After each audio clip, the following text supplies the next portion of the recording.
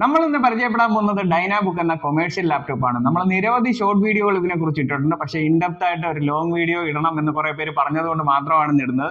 ഡൈനാബുക്ക് എന്ന് പറഞ്ഞ ബ്രാൻഡിനെ കുറിച്ച് പറയാൻ നമുക്ക് കേട്ട് പരിചയമുള്ള തോഷിബ എന്ന ബ്രാൻഡ് തന്നെയാണ് ഡൈനാബുക്ക് ആയിട്ട് വന്നിട്ടുള്ളത്. തോഷിബ അത് ഷാർപ്പ് ജപ്പാൻ കോർപ്പറേഷന് സെല്ല് ചെയ്തു. അപ്പം ഇപ്പൊ ഷാർപ്പാണ് ഡൈനാബുക്കിന്റെ ഓണർ. പക്ഷെ അവരുടെ സീരീസ് നെയിമുകളും കാര്യങ്ങളും ഒന്നും അവർ മാറ്റിയിട്ടില്ല. ഇത് പ്യുവർലി കൊമേഴ്ഷ്യൽ പർപ്പസിന് മാത്രമേ കൊടുക്കുന്നുള്ളൂ. ബൾക്ക് ഓർഡേഴ്സ് ആണ് മെയിൻലി ഡൈനാബുക്സ് അക്സെപ്റ്റ് ചെയ്യുന്നത്. അതിപ്പോൾ IIT മദ്രാസ്, യമഹ, അതേപോലെ തന്നെ ടൊയോട്ട അങ്ങനെയുള്ള കമ്പനീസ് ബൾക്കായിട്ട് ഓർഡർ ചെയ്യുന്നുണ്ട്. നമ്മുടെ ഇസാഫ് ബാങ്ക്, ഫെഡറൽ ബാങ്ക് ഒക്കെ ഡൈനാബുക്കിന്റെ കസ്റ്റമേഴ്സ് ആണ്. നമ്മൾ ഇന്ന് പരിചയപ്പെടാൻ പോകുന്നത് തോഷിബ സാറ്റലൈറ്റ് പ്രോ C40 എന്ന് പറഞ്ഞ മോഡലാണ്. എൻട്രി ലെവൽ ഒരു കോർ 3 പ്രോസസർ വരുന്ന ലാപ്ടോപ്പ് ആണ്. അപ്പോൾ പ്രോസസർ ഡീറ്റെയിൽ എങ്ങനെയാണ്, സിസ്റ്റം എങ്ങനെയുണ്ട് എന്നെല്ലാം നമുക്ക് ഡീറ്റെയിൽ ആയിട്ട് നോക്കി പറയാം. ഇനി പ്രോസസറിനെ കുറിച്ച് പറയുവാണെങ്കിൽ ഇതിനകത്ത് കോർ 3 എന്നൊരു ബാഡ്ജിങ് ആണ് കൊടുത്തിരിക്കുന്നത്.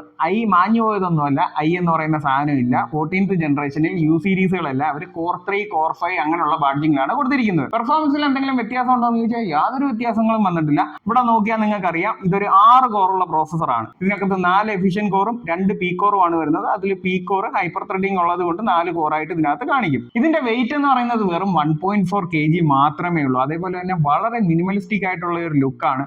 ഈ കൺസ്യൂമർ ലാപ്ടോപ്പുകളെ പോലെ കണ്ണഞ്ചിപ്പിക്കുന്ന കളറോ ഫ്ലാഷി ഡിസൈൻസോ ഒന്നുമില്ല. അതേപോലെ തന്നെ ഈ ഒരു പെയിന്റിംഗ് നിങ്ങൾ നോക്കിയാലും ഇതിനും ഒരു ഫീച്ചർ ഉണ്ട്. ഇതിനകത്തൊരു ആന്റി ബാക്ടീരിയൽ കോട്ടിംഗ് ആണ് കൊടുത്തിട്ടുള്ളത്. കാരണം ഒരു കമ്പനിയിൽ സപ്ലൈ ചെയ്യുന്ന ലാപ്ടോപ്പ് ഇന്ന് ചിലപ്പോൾ ഒരാൾ റിസൈൻ ചെയ്ത് പോയാൽ അടുത്ത ആൾക്ക് കൊടുക്കും. അവരുടെ വിയർപ്പ് മൂലം ഉണ്ടാകുന്ന ബാക്ടീരിയ അങ്ങനെയുള്ള കാര്യങ്ങളെ ഗ്രോത്ത് തടയാൻ വേണ്ടിയിട്ട് ഇതിനൊരു കോട്ടിങ്ങും കൊടുത്തിട്ടുണ്ട്. അങ്ങനെയുള്ള കാര്യങ്ങൾ ശരിക്കും ഒരു കൊമേഴ്ഷ്യൽ ലാപ്ടോപ്പിന് മാത്രം അവകാശപ്പെടാവുന്ന കാര്യങ്ങളാണ്. അപ്പോൾ ഇതൊക്കെയാണ് ഇതിന്റെ ബോഡി വൈസ് ഉള്ള കുറച്ച് ഫീച്ചേഴ്സ്. അതേപോലെ 180 ഡിഗ്രി ഹിഞ്ചസും ആണ് കൊടുത്തിട്ടുള്ളത്. നിങ്ങൾക്ക് കാണാം, വളരെ റിജിഡ് ആണ്. ഞാൻ ഇങ്ങനെ എടുത്തുകൊണ്ട് നിൽക്കുന്നു, അത് നിങ്ങൾക്ക് കാണാൻ പറ്റും. സാധാരണ കൺസ്യൂമർ ലാപ്ടോപ്പ് ഒക്കെ എടുത്താൽ ചിലപ്പോൾ തവിട് പൊടിയുന്നതാണ് കരിയും പൊടിയുന്നത്. 14 ഇഞ്ച് കീബോർഡ് ആയതുകൊണ്ട് തന്നെ സെപ്പറേറ്റ് ന്യൂമറിക്കൽ പാഡോ കാര്യങ്ങളോ ഒന്നുമില്ല. പക്ഷേ ഓൺലൈൻ മീറ്റിംഗ്സിന് വേണ്ടിയിട്ട് കോൾ എടുക്കാനും ഹാങ്ങപ്പ് ചെയ്യാനും ഉള്ള ബട്ടൺസ് എല്ലാം കൊടുത്തിട്ടുണ്ട്. വളരെയധികം ക്ലാരിറ്റി ഉള്ള മൈക്കാണ് വരുന്നത്. ഡ്യുവൽ മൈക്സ് ആണ് വരുന്നത് with noise cancellation. So business purpose ആയതുകൊണ്ട് തന്നെ അതിന് വേണ്ടിയിട്ട് ഒപ്റ്റിമൈസ്ഡ് ആണ് ഈ ലാപ്ടോപ്പുകളെല്ലാം.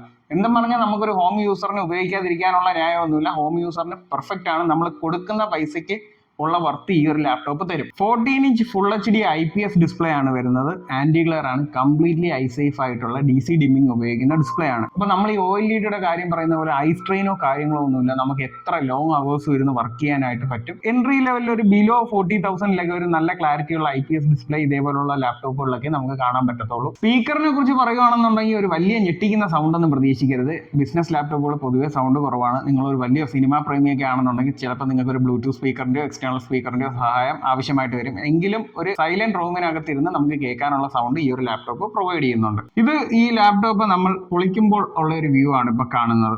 ഇതിനകത്ത് ഒരു മെമ്മറി ഷീൽഡ് വരുന്നുണ്ട്. മെമ്മറി നമുക്ക് എക്സ്പാൻഡബിൾ ആണ്. അപ് ടു 32 GB വരെ എക്സ്പാൻഡ് ചെയ്യാൻ പറ്റും. ഇതിപ്പോൾ 8 GB സിംഗിൾ മൊഡ്യൂൾ ആണ് കിടക്കുന്നത്. നിങ്ങൾക്ക് വേണമെന്നുണ്ടെങ്കിൽ ഒരു 8 ഇട്ട് 16 ആക്കാം, അല്ലെങ്കിൽ 2 16 ഇട്ട് 32 GB ആക്കാനായിട്ട് പറ്റും. ഒരൊറ്റ SSD സ്ലോട്ട് ആണ് വരുന്നത്.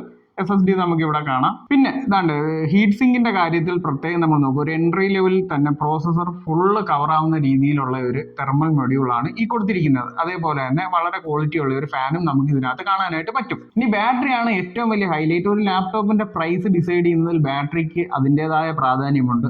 53 വാട്ട് ബാറ്ററിയാണ് ഇത് ഈ യൂസ് ചെയ്തിരിക്കുന്നത്. ബാറ്ററി ബാക്കപ്പ് എന്ന് പറയുന്നത് നിങ്ങൾക്ക് അറൗണ്ട് ഒരു 8 hours വരെ സുന്ദരമായി കിട്ടും. ഒരു നോർമൽ യൂസിൽ ഒരു ട്രാവലിംഗ് ഒക്കെ ചെയ്യുന്ന ആൾക്കാർ. അത് ബിസിനസ് ലാപ്ടോപ്പുകളുടെ ഒരു പ്രത്യേകതയാണ്. ഹൈ വോൾട്ടേജ് ബാറ്ററീസ് ആണ് അവർ യൂസ് ചെയ്യുന്നത്. ലെഫ്റ്റ് സൈഡ് പോർട്ടിൽ നോക്കിക്കഴിഞ്ഞാൽ നമുക്കൊരു ബാരൽ ടൈപ്പ് ചാർജറിനുള്ള സോക്കറ്റ് ഉണ്ട്, ഒരു HDMI പോർട്ട്, അതേപോലെ തന്നെ ഒരു നോർമൽ ടൈപ്പ് A USB പോർട്ടും ഒരു ടൈപ്പ് സിയും അവൈലബിൾ ആണ്. ഇനി നമ്മൾ റൈറ്റ് സൈഡിലേക്ക് പോർട്ടിൽ വന്നു കഴിഞ്ഞാൽ നമുക്ക് 2 ടൈപ്പ് A USB അവൈലബിൾ ആണ്. ഒരു മൈക്രോ SD സ്ലോട്ട് അവൈലബിൾ ആണ്. എത്തർനെറ്റ് ജാക്ക് എല്ലാ കൊമേഴ്ഷ്യൽ ലാപ്ടോപ്പുകളിലും സ്റ്റിൽ അവൈലബിൾ ആയിട്ടുള്ള ഒരു കാര്യമാണ്. ഒരു കോംബോ ഓഡിയോ ജാക്കും കൊടുത്തിട്ടുണ്ട്. ഈ ലാപ്ടോപ്പിന്റെ വാറണ്ടി ഞാൻ നേരത്തെ പറഞ്ഞു, 3 years വാറണ്ടി ആണ് വരുന്നത്. അതിനകത്ത് 1 year ഡാമേജ് കവറും 1 year ബാറ്ററി ആൻഡ് ചാർജർ വാറണ്ടിയാണ് വരുന്നത്. ഇനി നിങ്ങൾക്ക് 3 ഇയറിലേക്ക് ബാറ്ററി വാറണ്ടി വേണമെന്നുണ്ടെങ്കിൽ എക്സ്റ്റെൻഡ് ചെയ്യാം, അല്ലെന്നുണ്ടെങ്കിൽ ഡാമേജ് കവർ മാത്രമായി എടുക്കാം. ഡാമേജ് കവർ മാത്രം നിങ്ങൾക്ക് 3 ഇയേഴ്സിലേക്ക് വേണമെന്നുണ്ടെങ്കിൽ 1,999 അടച്ചാൽ മതി. അതേപോലെ തന്നെ ബാറ്ററിക്ക് വേണമെന്നുണ്ടെങ്കിൽ സെയിം എമൗണ്ട് തന്നെ രണ്ടും ഒരുമിച്ച് എടുക്കണമെന്നുണ്ടെങ്കിൽ 4000 രൂപയായിട്ട് അടച്ചാലും മതി. ഫ്ലെക്സിബിൾ വാറണ്ടി ഓപ്ഷനും ഇതിന്റെ ഒരു പ്രത്യേകതയാണ്. ബാറ്ററിയെ കുറിച്ചൊക്കെ കൺസേൺഡ് ആണ്, വില കൂടുതലാവുമല്ലോ, 1 വർഷം കഴിഞ്ഞ് ബാറ്ററി കിട്ടത്തില്ലല്ലോ എന്നൊക്കെ നിങ്ങൾക്ക് വിഷമം ഉണ്ടെങ്കിൽ തീർച്ചയായും 3 ഇയർ വാറണ്ടി കൂടെ എടുത്തിടാം. ഇനി ഫ്രീക്വന്റ് ട്രാവലേഴ്സ് ആണെന്നുണ്ടെങ്കിൽ 3 ഇയർ ADP എടുത്തിരുന്നത് തീർച്ചയായും വർത്താണ്. അപ്പോൾ എന്തുകൊണ്ടും ഫ്ലെക്സിബിൾ വാറണ്ടി ഓപ്ഷൻസ്, അതേപോലെ തന്നെ നിരവധി ഫീച്ചേഴ്സ്. ലുക്കിനെ കുറിച്ച് ഞാൻ പറയുന്നില്ല, മിനിമൽ ലുക്കാണ്. നിങ്ങൾക്ക് തീർച്ചയായും ഒരു ബേസിക് പർപ്പസിന് കൺസിഡർ ചെയ്യാവുന്ന സാധനം തന്നെയാണ് ഡൈനാബുക്ക്. എനിക്ക് തോന്നുന്നു ഞാൻ എല്ലാ ഫീച്ചേഴ്സും കവർ ചെയ്തിട്ടുണ്ട്. എന്തെങ്കിലും ഡൗട്ട് ഉണ്ടെങ്കിൽ നിങ്ങൾ കമന്റ് ചെയ്താൽ മതി, ഞാൻ റിപ്ലൈ തരാം.